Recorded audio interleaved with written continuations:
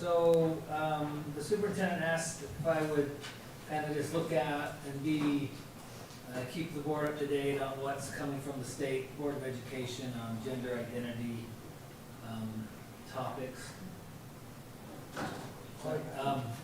And so, the board started down this path.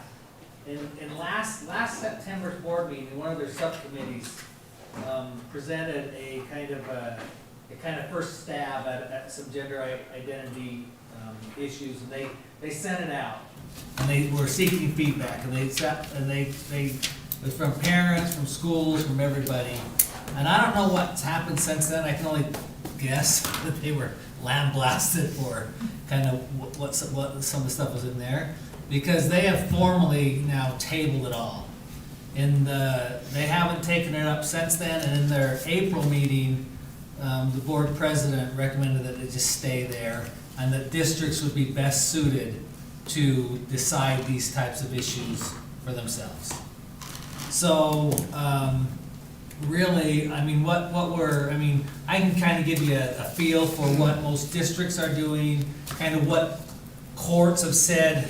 No Utah court has taken up any of these issues, like restroom use, but pretty much, but it's fairly settled in other states. The Supreme Court, of course, hasn't taken up this issue either. And so we can talk about it as much or a little as you want. I would recommend that one of the things that's on the agenda for later on is a policy review committee, which would have a couple of board members on it. We would probably just bring this up as part of that process and let the board be kind of involved in setting either policy or more likely procedure. There are some school districts that have policies on this. Others are kind of keeping it in the procedure sort of realm. And they tackle everything from, restroom use to how do we help kids when they start to socially transition, how much do you involve parents or not. I mean, that right there is a very important and big issue right now. Just so you know, for our district, as I've talked to counselors about that, I've counseled them that we want to involve parents in every case unless we really believe that the student's health and welfare is endangered for some reason. And even then, we'll work with the student to get to the point where we can involve parents. And so we do deal with these issues some in our school districts now, and I think for the most part, the schools are doing a good job of meeting with student and parent and just sort of working through, because not every transgender student wants the same thing, obviously. Some want very much to, to keep it more on the down, to keep it a little more private, and they don't want to, so anyway, it's all different for every kid. And so at this point, we're just meeting kind of individually with counselor, principal, student, parents, and working through what it looks like for that particular student in our school. And I think really we've done a pretty good job with that, because we haven't had, I don't know of people who have sort of complained they haven't come up to this level. If they've complained, the principals have stopped it there and helped these kids feel accepted and valued. And obviously we want that for all of our kids. At the same time, there's a lot of difficult issues that deal with this. One thing I wanted you to talk about, Jason, is what's kind of our procedure as far as Jason's over the counselors in this district. And if a student, you kind of clue the board in a little bit on, different levels. We probably have different protocols where if a student goes to their counselor and says, I think I'm transgender, and how do they explore that with them? And tell us a little bit how it is at the different levels. Well, so this happens mostly at middle and high school. Most of the kids, I talk to the counselors about that. It's hard to kind of have a one size fits all sort of approach here. What we have said is what I've told you before: get parents involved as soon as you can in these conversations. But most of these kids are coming through our GSA clubs, and so we have parent permission for every kid who's in that club to be part of it.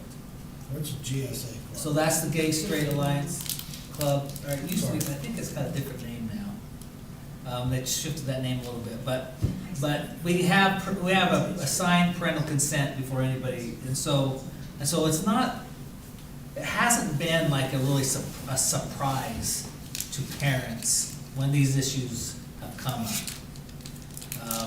And so, our standard thing is, listen, parents, obviously if I were a parent, I'd want to know if my child was struggling with this and wrestling with this, and so our default is to make sure you're involving parents, because obviously they have to be part of this conversation. So my intent in bringing this up was not to take any action, or not really to create any, I don't think there's any action that needs to be taken. I just wanted you to be aware that we're aware of it. Yes, we do have some kids that identify this way, and our approach is pretty much to treat them just like every other child, and make sure that they're getting their free and appropriate education. And we don't want to create a problem where there's not one, and for the most part, these kids are coexisting in our schools, and it's going just fine. Anybody have a different assessment than that? Not that I'm aware of. One thing that did pop up that you may have heard of is the student information system, the state's Aspire system, in an update in March, there was a separate sort of birth, gender, and gender identity that then had a drop-down menu. And then the board switched course on that fast because it was off on the next update. And so it's back to how it's always been, which is, just gender, male, female, or I think it says other, at this point in our systems. State law requires us to collect birth or gender at birth as part of a legal birth certificate. That is the only information we transfer up to the state in our UTREX things. Most schools, though, are allowing students to indicate a preferred gender that then is used, again, based on how much they want to, how public they want it to be, that is used with teachers and in classes and preferred pronouns and all of those things. So that's my question. Have we had any known issues with teachers and students and using the correct pronoun, and parents knowing that those pronouns are being used, and just any issues with that? I know of one from a long time ago, but is there anything? If there have been issues, nobody's called me to say, hey, this isn't being handled appropriately at the school. And how would that be handled if a student went to a teacher and said, I prefer this pronoun, but the parent, how do you do that?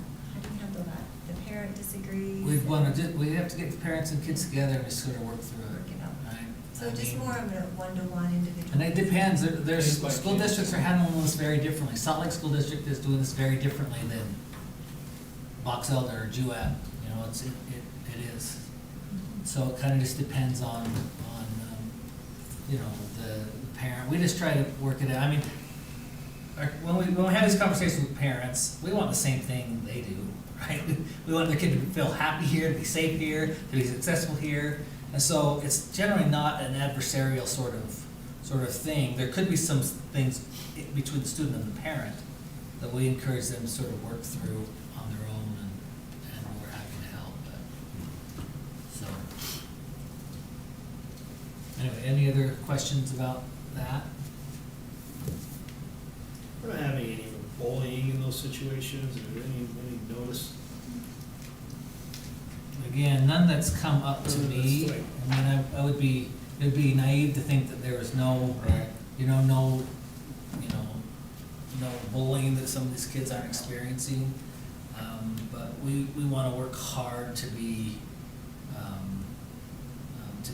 as good in that as we are in anything else, right? We want every kid to feel like there's a place for them, and to stop any of that as soon as it starts.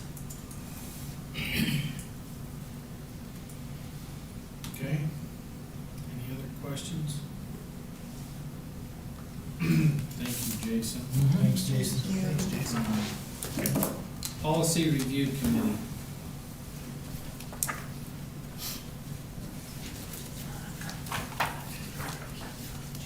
So, one of the things that we've been talking about a bit, wanted to run by you guys. I think, one of the challenges is, and it happens every year, with legislation, things change.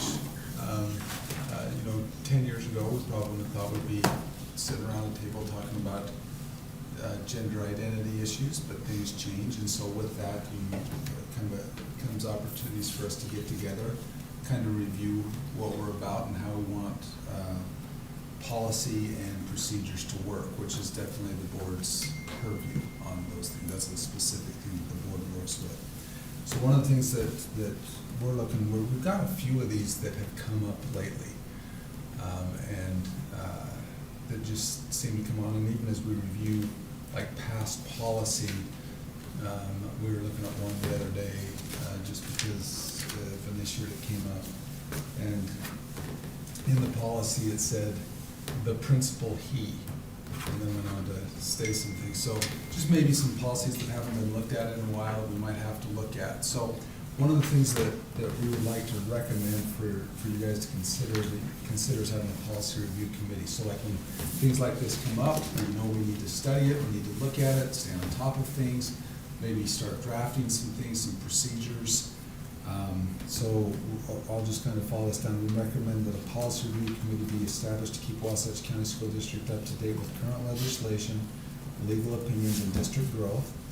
The policy review committee will review current policies, outline and recommend new policies based on current legislation and needs, and create new policies based on board directives, and make changes to or retire existing board policies as needed.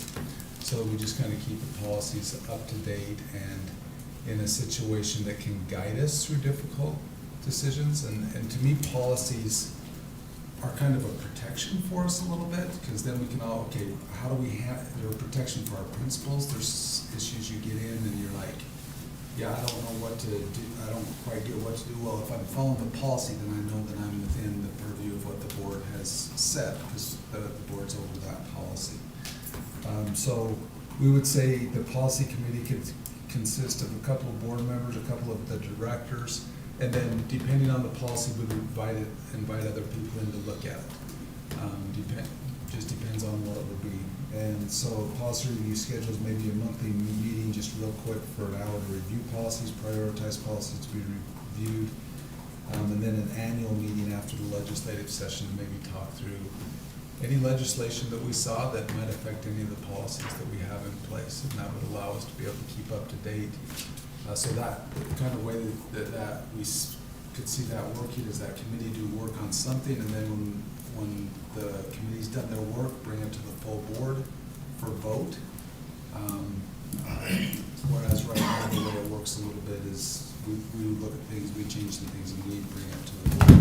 But we think it would be a good idea to involve the board more quickly, and keep them in on the ins and outs of the thinking behind those things. So that's just something we brought to the table for a discussion that we think could maybe help us in our work with policies, policy review, and procedures coming out of those policies. I think it's a great idea. Yeah, so on that, when we get to it, I already have one that we need to talk about. There's a So few out there. this one's pretty big, Yeah. pretty big. But that's where, boy, this has to be taken care of now, so then the board knows, get it to the committee. We don't have to sit and debate this forever. Get it to the committee, and that way if people are wondering, that's in our committee right now. You can explain to people, work's being done. We don't have the policy yet, but work's being done. We're studying other districts, you probably on a lot of these policies, before you put it before the board, you run it by legal counsel and just say, okay guys, we've done this work, legal, Joan, what do you think? Do you think this is good policy or not? And then the board can feel I like it. good about that stuff. Totally support it. Thank you. So you have to bring that to the, This is gonna cover the board. Does that become the board for Policy review on the a policies. review? Who do you want? Do Who you have are to the establish two that for board board, or? members? We assign that? When do we assign That's up to you. I'm not sure we need to vote on this to create it. I think we just implement it and get it running. Yeah. And that'd probably be an assignment from you guys, and it could change from time to time, And, and we pick a couple of directors. We'll work on 2 directors to be there, and, you guys come up with 2 board members to be there, and we'll set the first meeting and go from there. You know, with like Jared on retainer, you may, if you're Yeah, in that's his true. area, you just have him come to the Yeah. meeting, Yeah. just have him be there. We do have a lot of these policy revisions tomorrow. I mean, they're very minute, you look at them, but What time is that? On the Oh, on our agenda. board meeting tomorrow. 6:30. I'll be here. 6:30, Tom. there's just a lot of them that I'm going No, over 5:45 tomorrow for that dinner. I don't want. Yeah, did you get that? They're so minute, the committee probably wouldn't even hear the ones I'm bringing. Well, can I? Maybe you ought to throw it out to them. Well, why don't we read them off right now? What, Paul, you have the agenda. What are the policies we're reviewing tomorrow? And do we need to be briefed on any of them? Group insurance policy. So Sean that- Kelly. There's, Come have a seat at the table. Come to the Mr. table, Kelly. please. meeting before the meeting. So there's just one little practice, and I haven't got it in front of me, they're upstairs for tomorrow. They'll all be in red line. There's just one little sentence in that, that's a practice we haven't been doing. that Keith, we're not even doing that, so we have to change it.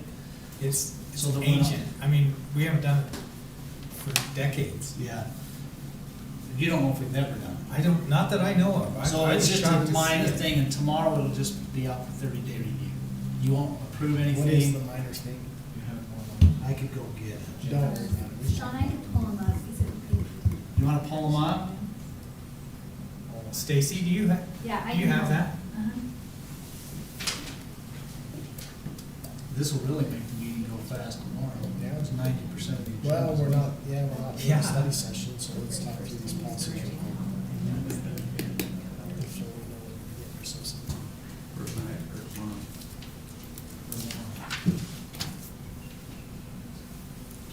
Alright, so, what was the first one? The first one was the health insurance, group insurance policy.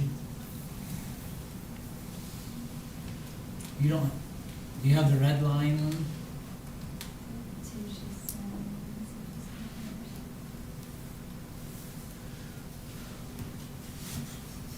I had to request a few additional from her. You might just have to turn on changes in Word, Let me see. open it in Word. They're probably up on my desk, she's gonna print them off for me. There you go. Well, Some are. this is the one. You know that it's the one for this.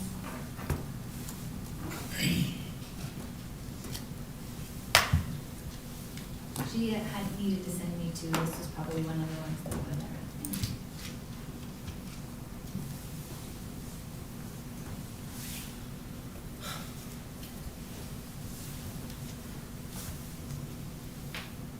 That looks like that one to That's the me is corrected the one. corrected one. It is.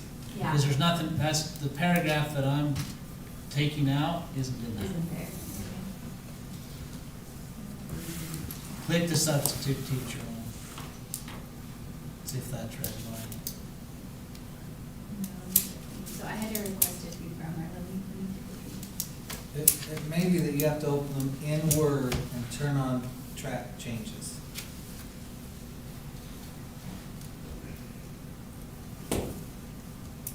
Yeah, do that.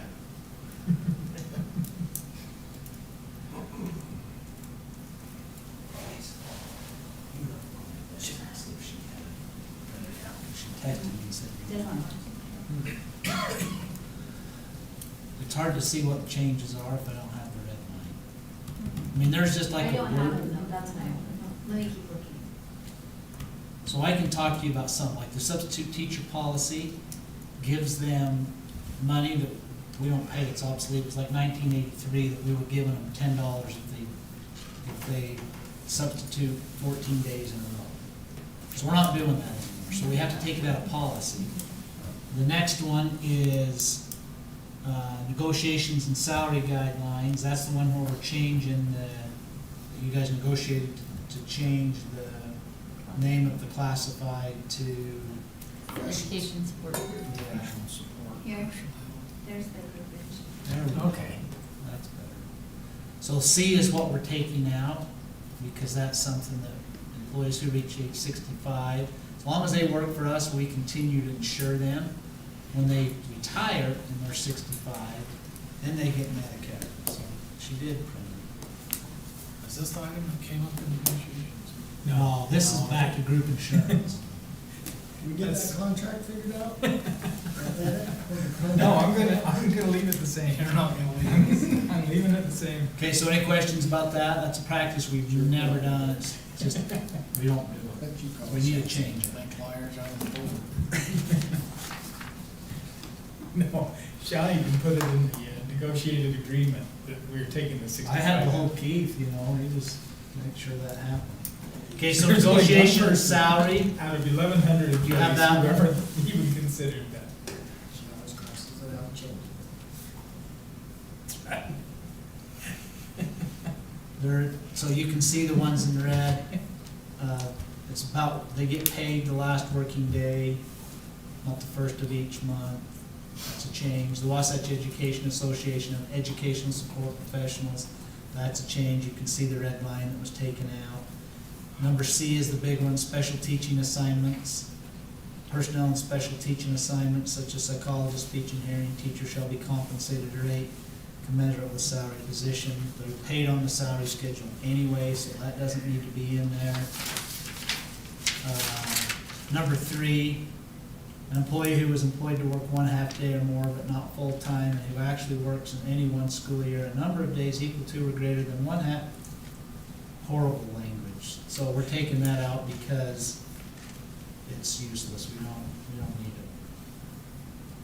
It's talking about 1/2 experience credit, except that 2.5 years experience credit must be accumulated before the employee will be placed on the next salary schedule. We give credit for a 1/2 year. If you work for us half-time, you get a salary You get a adjustment. That's basically what that's saying. You can see it's pretty benign. There's another one about their contract has to be done by September 10th, not November 1st. That's been the practice forever. I don't know why it said November 1st, but we have to change that. The substitute teacher, I told you, the secretary had a bunch of assignments, but since we have contracted with Kelly, we don't do any of these things anymore.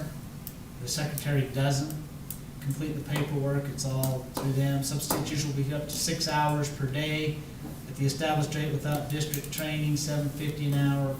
So all this is old practice that happened before Kelly was hired. And then at 6 and 7, after a person has substituted for 10 consecutive days for the same person, and they have completed responsibility of planning, teaching, evaluation of the class, they will be eligible on the 11th day for an increase in salary and will be paid at the rate of 2 times the regular rate. So we pay right now through Kelly, we have a contract that if you are a long-term sub, you get more money anyway. So it's obsolete. That's all this was, and I remember trying to keep track of that, it was horrendous. Yep. And then number 6, instead of having the evaluations on the district, that comes straight to me. I'm on the books with that. And, is that all? Sounds like you're setting yourself up to be a director that reviews the policies on a monthly basis. Your expertise. Here's, sir. You don't have COVID anymore, you need something else. Yeah, you're right. It's coming back though, Ty. We need It's coming to back. officially relieve you of the COVID COVID director director. title. It's funny, because I met with the health department, I don't know, one of the policies that I'm gonna have Aubrey present is health and medical. We went to the health department to discuss our plan for COVID for excluding, keep the kids out. So on that, the policy that you see that she's gonna give,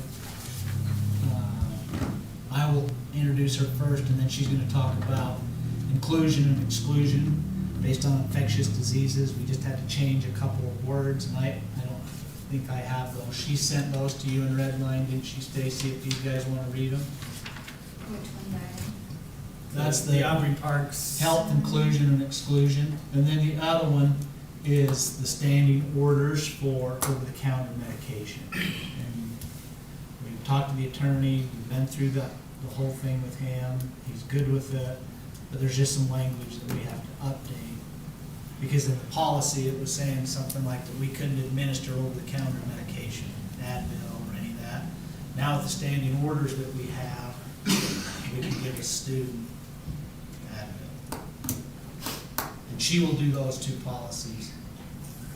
And then I will do all of the negotiation agreements. There's the policy up there about, it just adds COVID. It's based the same, and we've just put in there that return to school by the local health department. Right now, just so you know, that's 5 days. So if you have a COVID diagnosis, the health department is recommending it's 5 days from symptoms, not test any longer. 5 days from symptom, fever-free, and no new symptoms. You gonna read the diarrhea one? She might. The only one that's different is the COVID. We're just adding it to the infectious disease exclusion chart. Allowed to go have dinner. How do you establish the natural patterns? Any questions about those? Thanks for giving us just. We'll be reading those tonight, right? I haven't looked at the docs. We received them. Save yourself some time, Mary Ann, just read. Okay. Okay, well, that really brings us to the end of anything that we prepared, so enter into our open forum for the board, the roundtable discussion. I'll just kind of turn the time back over to you, President Hanson, and you guys can go from there. This is an opportunity for us to discuss anything that's on our mind or things we need to improve on in the upcoming year. Time to reflect. Go ahead. No, this isn't even a policy thing. So if you go, Stacy, will you go to our website, our district website, please?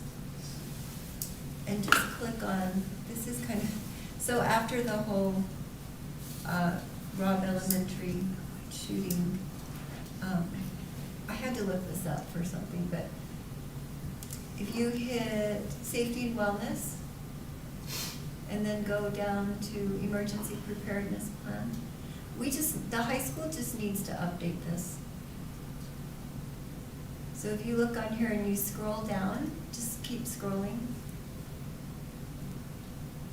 So this is from 2019 when the legislature passed the bill that required the schools to create the plan, safety plan. Is that a district plan? This is, yeah, it's a district plan, but if you scroll down and just keep scrolling, when you see like the committees and stuff, you'll see names. Oh. Yeah, all this needs to be updated. We'll just put That this, should be blank. On the district one? Yeah, probably. We gave those to the schools intentionally like that so that they could all do their own. And so then the school one should have, from the school pages, they should be able to access that. But If you yeah, keep those scrolling, there's other committees, and it's really outdated. So I'm just saying, maybe the high school needs to update this. And so this is right on our district website. So if a parent goes and looks this up, they're gonna see There's this. still Todd Jones. Yeah, Yeah. Do you have the blank one, Jason? so that's my only. That's just something I that. have. So that's something we can put on the top of the list for Yeah, do you have the original? Policy. a policy We'll get review, that. right? Is that a policy? I mean, it's just really updating a safety plan. Yeah, that's, Yeah. I think We we can get that done right away. Yeah. I think, Take care of it. Yeah. So I have a it's meeting. probably time to kind of review it, just sort of I have a- spruce it up. I do have a meeting with the sheriff's office. Josh Probst is the new under sheriff. It's like the 27th of June.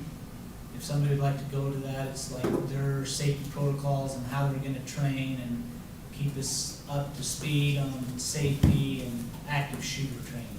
So what their plan is and procedure. So if you wanna go to that, let me know and I'll give you more information. It's gonna be during the day with the sheriff and Heber City Police.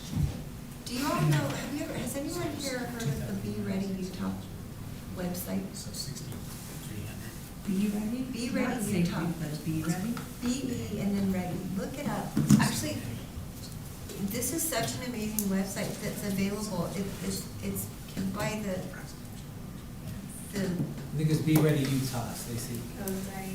it's a free, like, take a look. It's, I don't think anybody knows about No, this. that's for everything, no. Oh. That's pretty cool. Oh. And there's one for schools. See the tab for schools? If you go on there, there's all kinds of information if you scroll down. And it's free. We're gonna go back to the secure every, during COVID, it was prop the doors open and be welcoming and let the air in, and now we're gonna go back to making sure every door is locked. So anyway. I would be interested in having a discussion with the board at some point.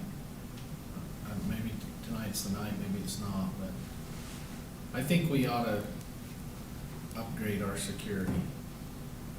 I think that we're in a really good spot with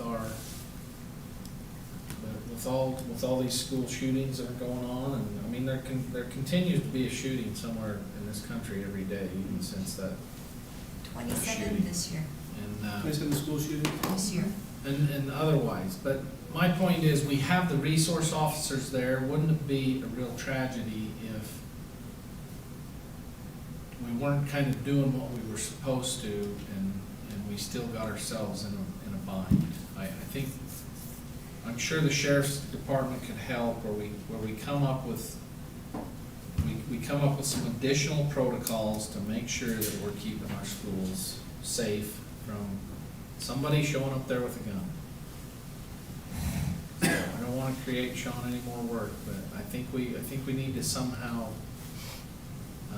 address this situation. I think it's easy to get lax. I think it's easy to, be playing hopscotch down the hall or whatever.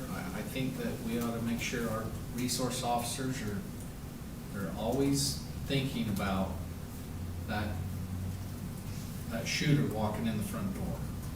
Because it seems like these scenarios, they did have a cop on staff. He was on staff, but he wasn't on site, is the last I've heard. The door, she shut the door and it didn't lock.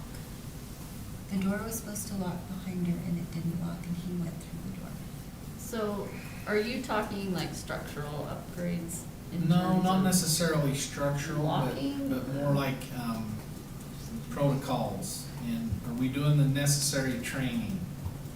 And I'm not sure that training with all the kids is that effective. With the teeth. Yeah, that But I- comes up a lot, but what are I- the active shooting Yeah. drills? I'm not sure that those, because you're always gonna be, I just wanna make sure our officers are continually thinking about this issue and placing themselves in places where they can be effective. And maybe that's too difficult, but we need to think about it. And I think one place that we're vulnerable is maybe West Campus. And we Because need we to don't talk have about a that. full-time, Person The one guy's assigned to go over there, needs to go. Heber City, Weisher, but the superintendent tried. The campus, I think that's one of the things we could talk about for public is we have a campus that is not secure because there's not the entrance has to stay open because the kids go through the Back door. and forth. There's nobody that's there to buzz them in the building like at the high school.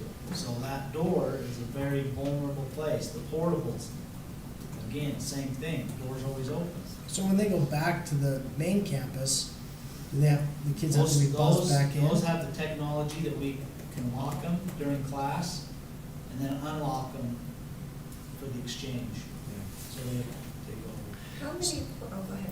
No, I was just gonna say, at the end of the day, with the partnership with the Heber City Police and Wasatch County Sheriffs, you know, for that additional training of the protocols and where they are and what they do, is that left up to the sergeants and the sheriffs to do Yeah, so that? Ray Bays is the SRO over all of the SROs, and they conduct trainings all the time, but I think this meeting on the 27th is a great time to bring it up and say, our concern area is this campus, and Josh, we need you to do certain things over there during the day, and for the most part, I think our resource officers have been very diligent in being out in front of the public for pickup, drop-off. They park their cars there. We talk to them about training during the day, that we don't want them leaving campus for trainings. There's a little bit of turnover. We have another one going out. Josh Prevost is not gonna do, he's going to the jail, and Frisbee, Officer Frisbee that was at Heber Valley is gonna go to TMS, and they just hired, it'll come to me in just a minute. Brandon Rose, maybe, is gonna be at Heber Valley. So why don't we talk to Josh if the SRO training manager is somebody else? Because Josh is like the under sheriff. He's second in command of the department who Beza answers to. So Beza answers to Josh. Correct. And both of those two guys will be at the meeting, Okay, good. as the sheriff. And it may even be something that, you know, we invite the police chief and the sheriff himself to come to a study session and talk it over with the board. Do it at the highest levels. Yeah, no, I think so. Let that conversation take place, and I think that I think this conversation needs to continue, especially going into a bond with what we're talking about. there's Th- no This way, is an important part of our problem of how big our school is in securing these facilities. every portable we have is a problem. How many do we have? How many portables do we At the have? high school. At Total. Heber? Total.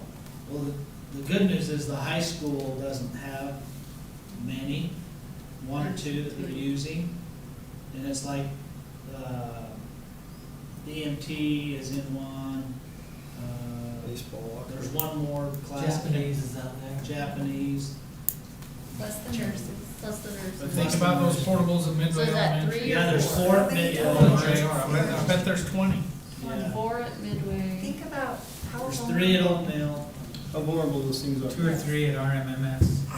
Yeah. Kim and I were with a constituent earlier today, and I maybe got a little riled up because I said, no, Oh, we security at a portable is not, He brought up portables and we both just laid No, out. Think we that's- should have portables. that's Portables not, over the school. that is not a solution Yeah. to get the best educational I outcomes. think he was like. Who's this, oh. Kevin Payne?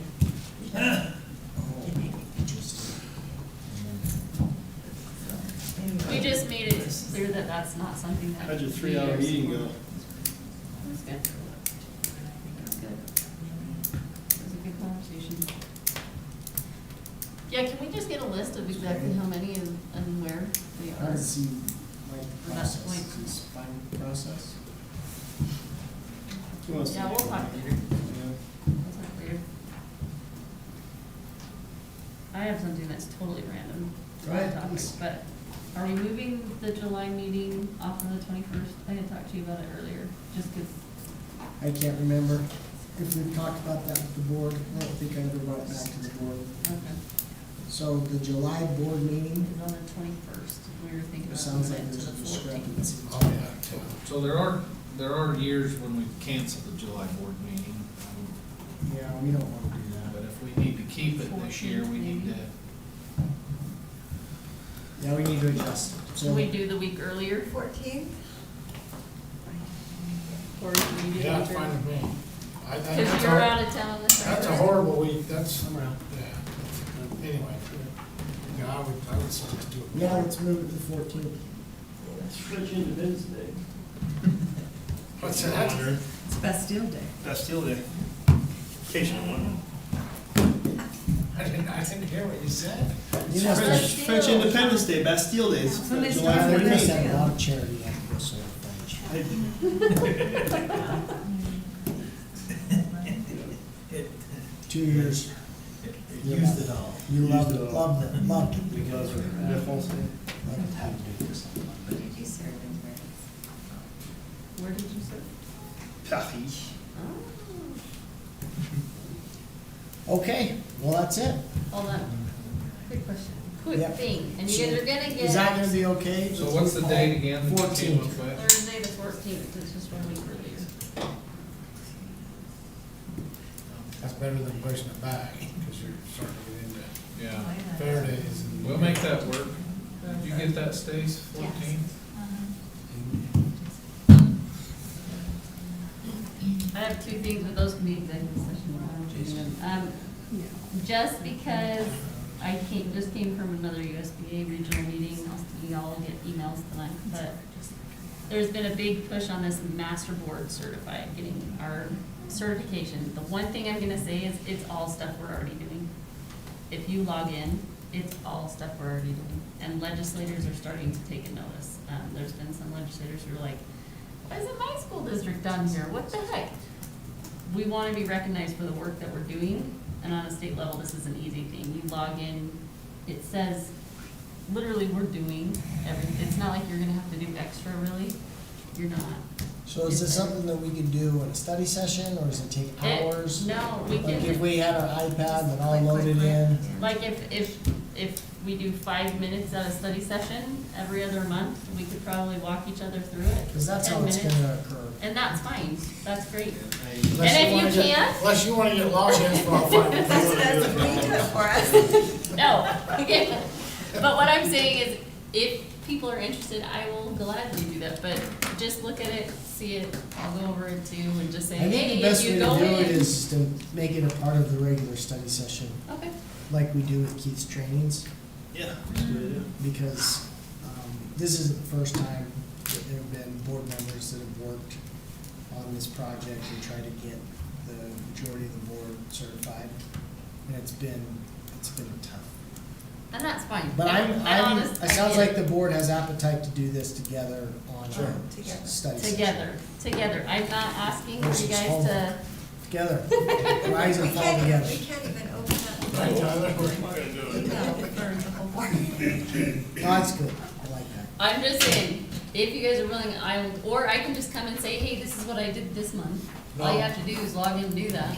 Teach us how to log in. Okay. Teach us to finish. I sent it in your Efficient. email, and it's gonna be sent out again in your email. You're the only Basically, one checking that email. basically, you guys just have to understand the legislature is looking at school boards and saying, are they qualified to do their jobs? Should we come in and make them do their job our way? So if we can say no, we as boards know what we're doing, you don't need to come in and overreach, leave it be local control, we're board certified. Is there a legislative certification? I was gonna say. Hey, Go the other way. Right? that has been brought up, Jason, that has Maybe the been federal brought up. government goes both ways. It does go both ways, but they don't like hearing that. Have we ever been a Yeah. master board? Mm-mm. We've had a couple board I members know over the years that have done Ann's it. pushing it. Yeah, I and don't know if they made a feature. It's more like there was legislation that was in committee for House Bill 428 that would have, thankfully that kind of got backed off a little bit. But we want to show them like, hey, we're fine. legislators good. typically hate overreach until they become legislators. Yeah. And then they- Trained, Yeah. certified. This is more a way that we can say, we are already doing our job, we are certified, we are good. I'd feel better about working for a master board. bunch of Instead ragtag of just an people.